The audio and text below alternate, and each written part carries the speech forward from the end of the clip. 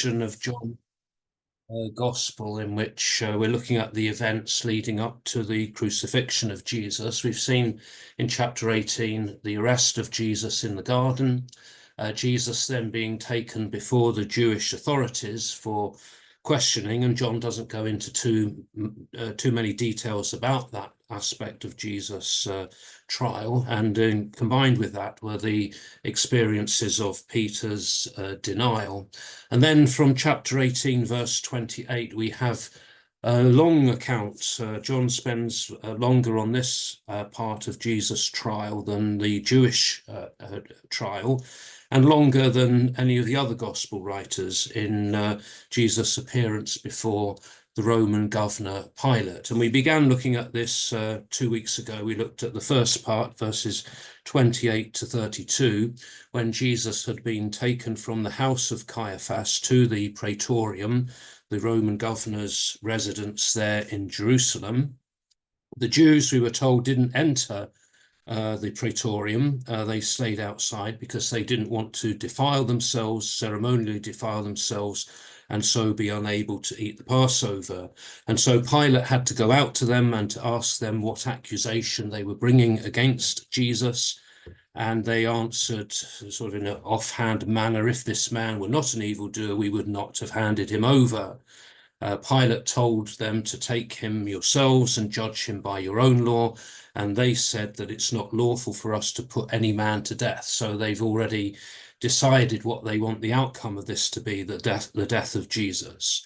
And then John made the comment that it was to fulfill the word which Jesus had spoken, to show by what death he was to die, that it would be by the Roman method of execution, which would be crucifixion, rather than the Jewish method, which would have been stoning. So now we continue on here in John chapter 18 from verse 33. And what we have going on here is a lot of toing and froing on the part of Pilate, because the Jews are outside of his residence and Jesus is inside. So Pilate has to go out to speak to the Jews. He then goes in to speak to Jesus, and then he goes out to speak to the Jews and back in to speak to Jesus. So there's this back and forth that Pilate is involved in here.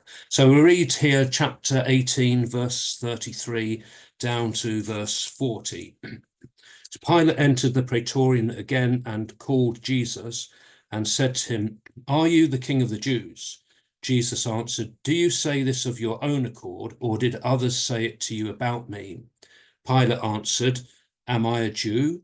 Your own nation and the chief priests have handed you over to me. What have you done?"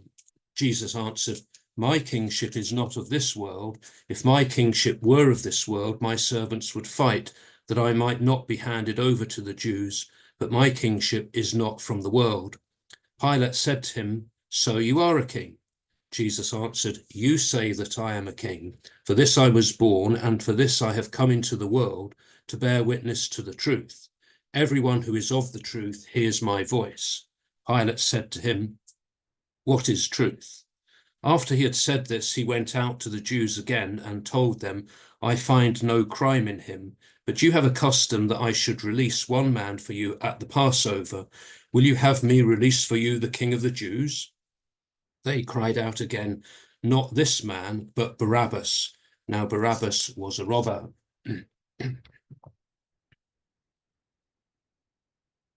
So after discussing the case with the Jews outside, Pilate then went back into the Praetorium to question Jesus.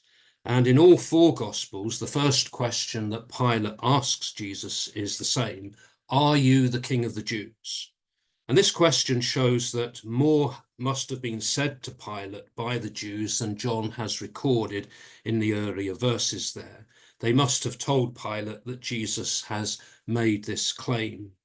In Luke chapter 23 and verse 2, one of the charges made against Jesus by the Jews is that he claimed that he himself is Christ, a king. So this is the issue. This is the charge that the Jews are presenting to Pilate, that Jesus is claiming to be a king. In Pilate's question here, "Are you the King of the Jews?" The word "you" is emphatic. So it's, "Are you the King of the Jews?" Perhaps to Pilate, Jesus looked nothing like a king. Well, Jesus' response here is not to answer the question, but rather to discover the origin of the question. So he says to Pilate, "Do you say this of your own accord, or did others say it to you about me?"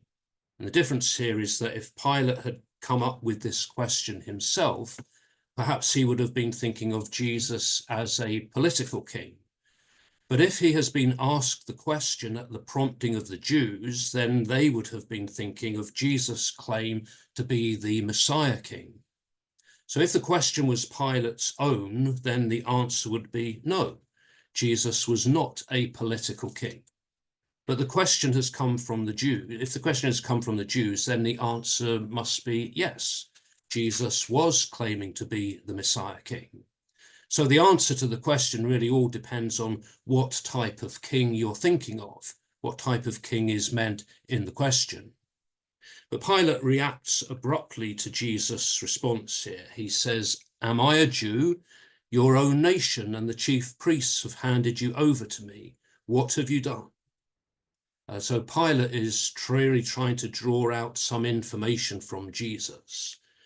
He says, well, am I a Jew? I wasn't the one who's making this accusation against you. It's your own people, your own nation, the chief priests. They are the ones who've handed you over to me. So what is it that you have done? Why have you upset them? So he's trying to draw out this information from Jesus so that perhaps some sort of charge may be established against him. So why is it that the chief priests have handed Jesus over? What is it that he has done that has aroused their hostility? And perhaps more importantly to Pilate, is this something that is going to involve the Romans? Are they going to have to get involved in what's going on here? Again, Jesus doesn't answer the question or makes no a direct answer. Rather, he makes a statement concerning the nature of his kingdom. He says in verse 36, "My kingship is not of this world. If my kingship were of this world, my servants would fight, that I might not be handed over to the Jews. But my kingship is not from the world." So Jesus is showing that his kingdom is not like the kingdoms of the world. Worldly kingdoms, like the Roman Empire, rely upon physical force and strength to impose power and authority. But Jesus has not used any kind of force to resist arrest. In fact, he acted against that there in the garden. So Jesus' kingdom, Jesus describing his kingdom in these terms, he's showing that he really poses no threat to the Romans. He is no threat to the Roman Empire. Pilate's response to Jesus' statement then is to say, "So you are a king." His words here may be taken in several ways. It could simply be a statement then, "So you are a king." That's what you're saying, "So you are a king." Or it could have been said with a touch of sarcasm. The New International Version suggests that in its translation, where it says, "You are a king then," with an exclamation mark at the end. "You are a king then." However it was said, Pilate's statement affirms the kingship of Jesus. And Jesus then picks up on Pilate's use of the word king, and he says, "You say that I am a king." Jesus is never really making any direct claim to be a king, but he's picking up on these suggestions being put forward by Pilate. So he says, "You say that I am a king." Again, it's difficult to know exactly how Jesus said this or what he meant by it. The New International Version translates it as him saying, "You are right in saying I am a king." You just said, "Well, you are a king." And then Jesus responds, "Well, you're right in saying I am a king." It's difficult in a conversation like this where we can't hear the tone in which the words are being said, but it's simply recorded for us. Pilate may not have a full understanding of the nature of Jesus' kingdom, but he uses the word king here, and Jesus affirms in some way that he is a king.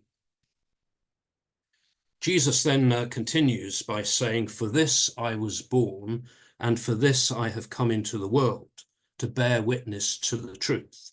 Everyone who is of the truth hears my voice. Jesus states here his purpose in coming into the world. And again, he's sort of going away from the idea of him being a king to speaking of the reason why he came. That I've come into this world, he says, to bear witness to the truth. And those who are of the truth will hear my voice. If they're interested in knowing the truth, they will listen to me. So he came to bear witness to the truth and to point people to that truth. Paul seems to make an allusion to this in 1 Timothy chapter 6 and verse 13, a sort of an aside comment that Paul is making here. In 1 Timothy chapter 6 and verse 13, he says, "In the presence of God, who gives life to all things, and of Christ Jesus, who in his testimony before Pontius Pilate made the good confession." Paul speaks there of Christ in his testimony before Pontius Pilate, making the good confession. And that may be perhaps what Paul has in mind here when Jesus says these words, that his purpose in coming is to bear witness, to testify to the truth. Mention of truth here, of Jesus coming to bear witness to the truth, produces this reaction from Pilate. He asks, "What is truth?" Again, how did he ask the question? Was the question asked with a genuine desire to know the truth? What is truth? Help me understand, what is truth? Or was it asked skeptically, with the belief that no one can ever really know the truth, as a sort of offhanded comment? Well, what is truth? Who knows what truth is? But whatever he meant by his question, whatever tone was used, Pilate did not stay around to listen to anything Jesus might have said in answer to his question. Pilate then went out to the Jews again to declare to them his verdict upon Jesus, and he says to them, "I find no crime in him." As far as Pilate is concerned, Jesus has done nothing and has said nothing to make Pilate think that he could be a dangerous political opponent, that he's no threat to Rome. So Pilate says, well, he hasn't done anything wrong. I find no crime in him. So the offer is now made to the Jews, we're told, in accordance with a custom that at Passover, one prisoner should be released. And Pilate asks them if he should release the King of the Jews. And perhaps he deliberately uses that term to them here rather than saying Jesus, because he knows that they don't regard him as the King of the Jews, and Pilate is winding them up a bit here. "Will you have me release for you the King of the Jews?" No mention is made outside of the Gospels of this custom that's referred to here to release prisoners at the Passover time. Mark in chapter 15, verse 6 says, "Now at the feast, that's Pilate, used to release for them one prisoner for whom they asked." And Matthew as well makes that same comment in Matthew chapter 27, verse 15. But we don't know of this custom outside of these references to it. Obviously, though, if Jesus was innocent, as Pilate had decided, then he should have been released anyway, whether there was this custom or not. But Pilate seems to be reluctant to make any decision on his own initiative. If the Jews will demand the release of Jesus, the King of the Jews, then Pilate can evade responsibility for releasing him. Well, you asked for him to be released, and I'm going to release him for you. Pilate was hoping that that would be the decision that they would make, but the people reject Pilate's offer to release Jesus, and instead they demand the release of this man named Barabbas, who John tells us was a robber. John doesn't provide any further details about Barabbas, but they are provided in the other Gospels.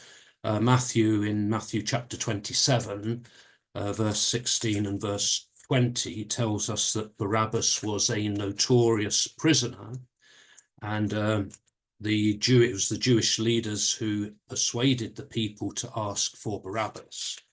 And Mark in chapter 15, verse 7 tells us that Barabbas was amongst the rebels in prison who had committed murder in the insurrection. So this man Barabbas has been involved in an uprising and has committed the crime of murder. Luke in chapter 23 verse 19 as well says that Barabbas was in prison for his part in an insurrection in Jerusalem and for murder. Barabbas is referred to by Peter in Acts chapter 3 and verse 14 as well in one of Peter's speeches here in the book of Acts, Acts 3 verse 14 at the temple. And he's speaking to the Jews here. But you denied the holy and righteous one and asked for a murderer to be granted to you and killed the author of life. So he's making that accusation against the Jews there that they had denied the holy and righteous one and asked for a murderer to be released instead. So the people's choice was Barabbas, that Barabbas should be released instead of Jesus. And that really must have caused Pilate great dismay. He'd hoped that this would be a way out of this awkward position that he had been put in by the Jews, but it wasn't to be. We'll read on now into chapter 19, verses 1 to 11 here. John chapter 19, verses 1 to 11. Then Pilate took Jesus and scourged him, and the soldiers plaited a crown of thorns and put it on his head, and arrayed him in a purple robe. They came up to him, saying, "Hail, King of the Jews," and struck him with their hands. Pilate went out again and said to them, "See, I am bringing him out to you, that you may know that I find no crime in him." So Jesus came out wearing the crown of thorns and the purple robe. Pilate said to them, "Behold the man." When the chief priests and the officers saw him, they cried out, "Crucify him, crucify him." Pilate said to them, "Take him yourselves and crucify him, for I find no crime in him." The Jews answered him, "We have a law, and by that law he ought to die, because he has made himself the Son of God." When Pilate heard these words, he was the more afraid. He entered the praetorium again and said to Jesus, "Where are you from?" But Jesus gave no answer. Pilate therefore said to him, "You will not speak to me? Do you not know that I have power to release you and power to crucify you?" Jesus answered him, "You would have no power over me unless it had been given you from above. Therefore, he who delivered me to you has the greater sin." Pilate's attempt to free Jesus by complying with this custom to release a prisoner at the time of the Passover had failed. The people had demanded the release of Barabbas instead of Jesus. So Pilate now tries another approach. He has Jesus scourged and mocked before presenting him to the people, perhaps in the hope of producing a sympathetic reaction, or to show that he did not take the charge that Jesus was a king very seriously. John does not explain exactly why Jesus was scourged. Perhaps it was a form of torture to try to extract information from Jesus. But in Luke chapter 23, verse 16 and verse 22, Luke records Pilate saying that he would chastise Jesus and then release him. Perhaps Pilate thought that this would be enough of a punishment that would satisfy the Jews rather than death. And scourging was a very brutal form of punishment. It was carried out before execution, but it often itself caused death. It was carried out with a whip made of several thongs on which were tied pieces of bone or metal, which would tear the skin on the back of the victim to shreds. Roman citizens were exempt from this form of punishment. John writes here with great restraint, and he says nothing about the pain that such a beating would cause. He simply records the fact that Jesus was scourged. And we know that the whole experience of suffering endured by Jesus was done for us, that he was put through this for our benefit. Jesus had been accused of being the king of the Jews, and now the soldiers in mockery dress him up as a king. They plait a crown made of thorns for his head. They dress him up in a purple robe, and then they pay mock homage to him, coming before him and saying, "Hail, King of the Jews." And then they strike him with their hands. Matthew and Mark add some further details to this as well. In Matthew chapter 27, from verse 27, Matthew says, "Then the soldiers of the governor took Jesus into the praetorium, and they gathered the whole battalion before him, and they stripped him and put a scarlet robe upon him. Plaiting a crown of thorns, they put it on his head, and put a reed in his right hand, and kneeling before him, they mocked him, saying, 'Hail, King of the Jews!' And they spat upon him, and took the reed, and struck him on the head. And when they had mocked him, they stripped him of the robe, and put his own clothes on him, and led him away to crucify him." Pilate now went out to the crowd again to announce that it was his intention to bring Jesus out to them so that they may know that he finds no crime in him. Jesus is then brought out. He's still wearing the crown of thorns and the purple robe, and Pilate exclaimed, "Behold the man." Jesus must have looked a pitiful sight, bruised and bleeding from the scourging and the beatings he had received, and presented as this figure of fun and mockery, dressed up as a king. Exactly what Pilate meant when he said, "Behold the man," is unclear. He may have been suggesting to the Jews that Jesus had suffered enough. Look at the sight of this man. Hasn't he suffered enough? But whatever Pilate intended, his words, "Behold the man," remind us of the true humanity of Jesus, the Son of God, who Paul tells us was born in the likeness of men, and who, being found in human form, humbled himself and became obedient unto death, even death on a cross. If it had been Pilate's intention to evoke some sympathy for Jesus, well, again, he failed. John tells us that when the chief priests and the officers saw him, they cried out, "Crucify him, crucify him." This is the first time the word crucify is used here, and it's used by the chief priests and their officers. The religious authorities were exerting an influence upon the crowd as well, as their crowd joined in as well, as Mark and Matthew in their accounts tell us. The hymn here is not in the original text. The cry is simply, "Crucify, crucify." Pilate's reluctance to accept responsibility for the crucifixion of Jesus, though, is again seen in his reply here. He says, "Take him yourselves and crucify him, for I find no crime in him." This is really a cry of frustration or exasperation from Pilate, because he knows that the Jews had no authority to crucify anyone. That's why they came to Pilate in the first place, that's what they wanted. And it reveals the pressure that Pilate is being put under here from the Jews to crucify Jesus, despite his own personal conviction that Jesus is innocent, that he finds no crime in him.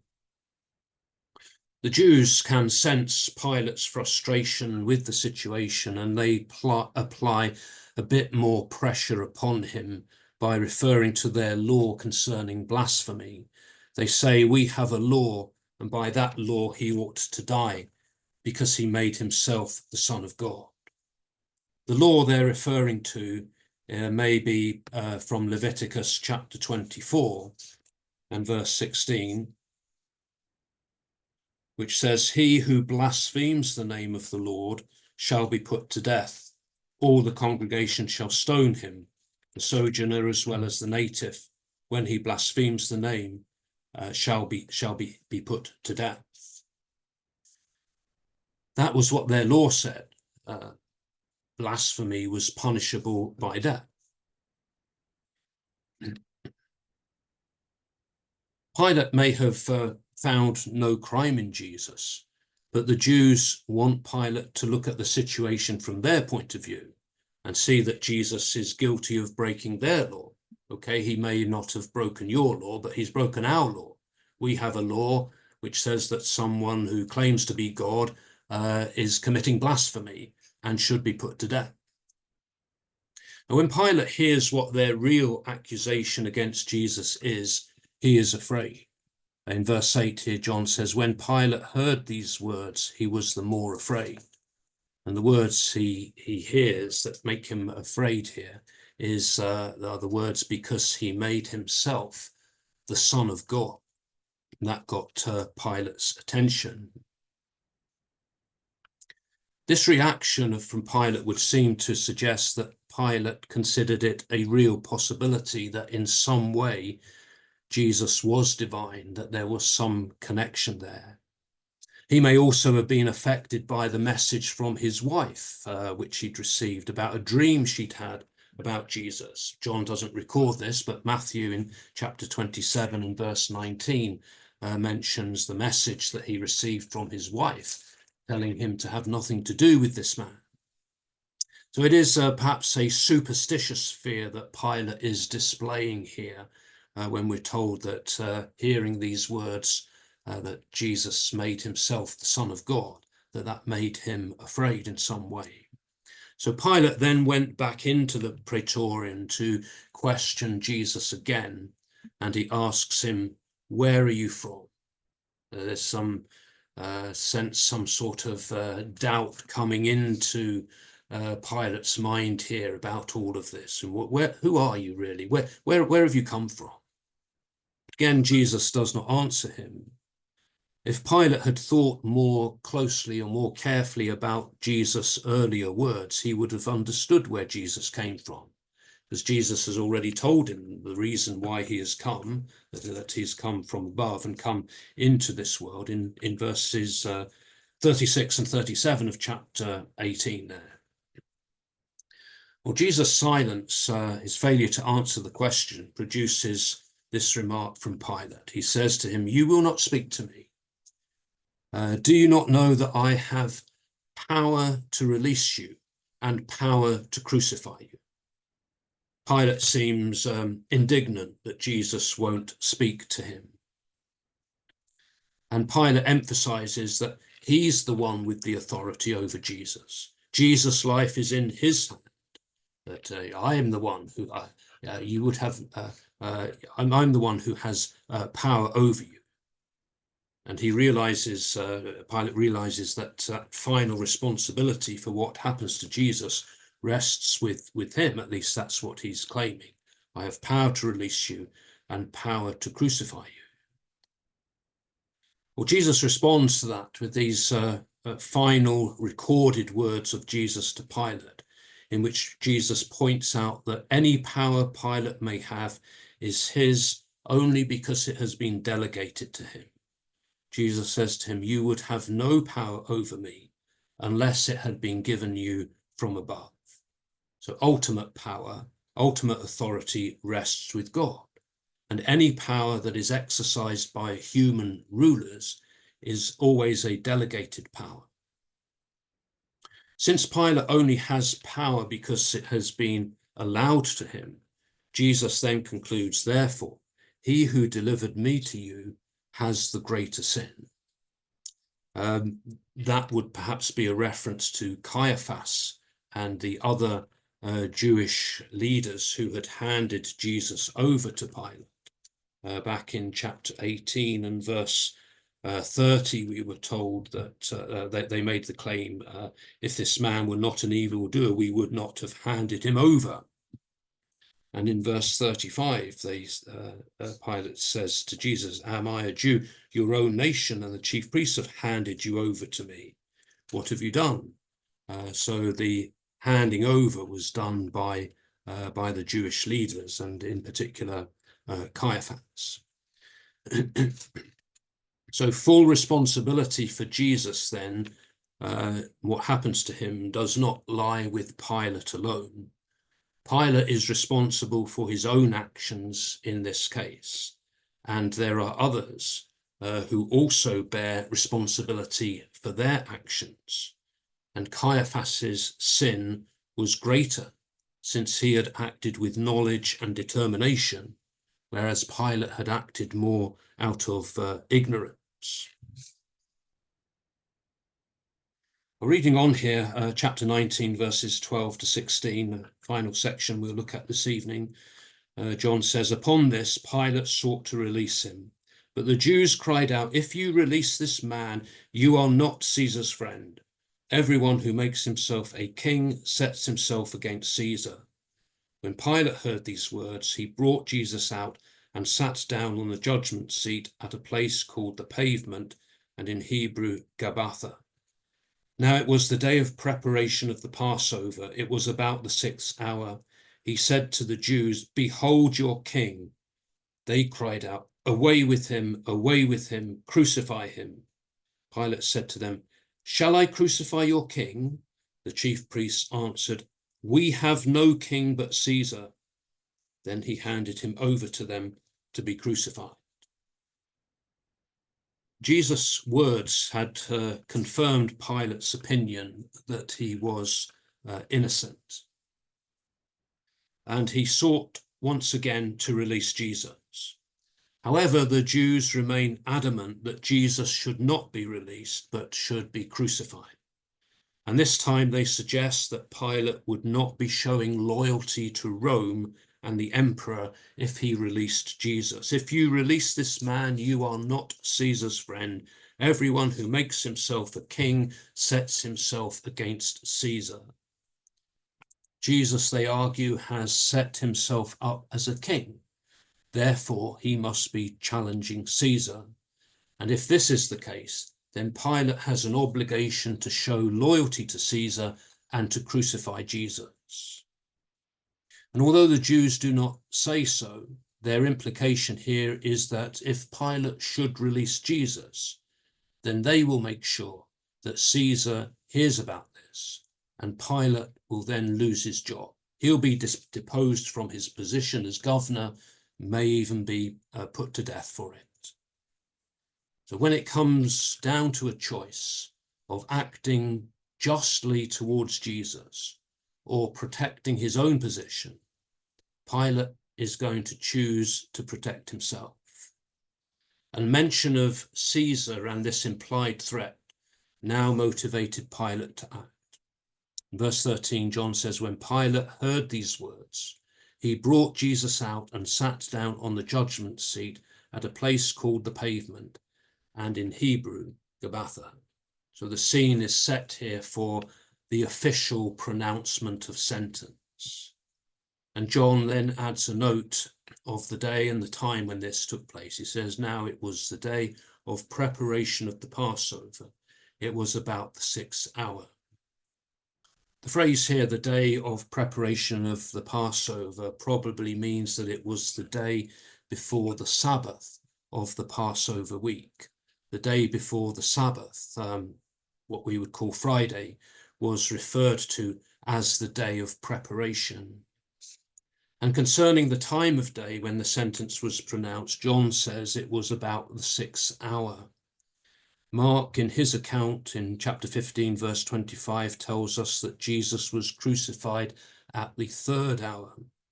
There's some dispute and some confusion over the timings here. Some explain this difference between the accounts by saying that John is using the Roman method of timekeeping, in which the day is calculated from midnight, as we would do. So the 6th hour here would be 6 o'clock in the morning, whilst Mark uses the Jewish method, in which time is calculated from sunrise. It's around 6 o'clock in the morning, as we would say.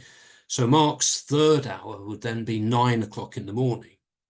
If you put the two accounts together, we could say that sentence was passed upon Jesus at around 6 o'clock in the morning, and he was crucified at 9 o'clock in the morning, and that would sort of fit. But there is, if you read, different commentators have different views on that. Some think that the Romans and the Jews both calculated time from sunrise, and that Mark and John are really just giving an approximate time.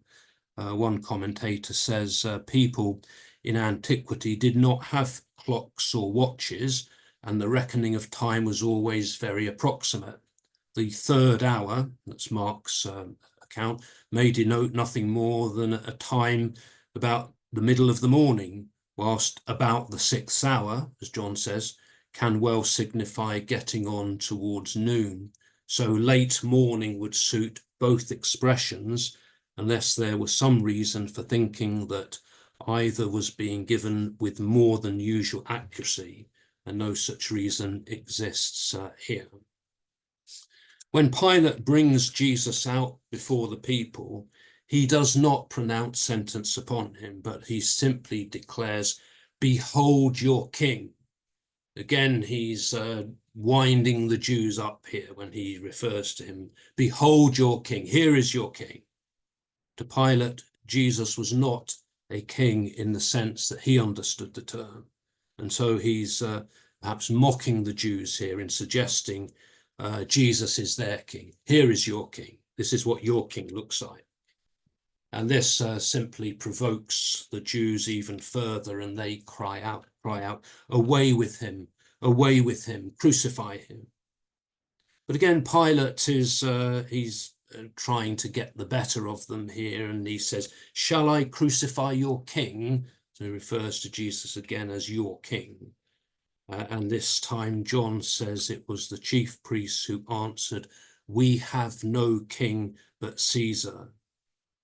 And that was really, Pilate has brought out from them a confession there that they would not normally make. They express a truth greater than they can imagine, for by their actions they've shown that not only have they rejected Jesus as their king, but they have also rejected God as their king. So anxious were they to secure the death of Jesus that they were even prepared to express loyalty to the Roman emperor. "We have no king but Caesar." And that itself was blasphemy. So all Pilate can do now is to hand Jesus over to them to be crucified.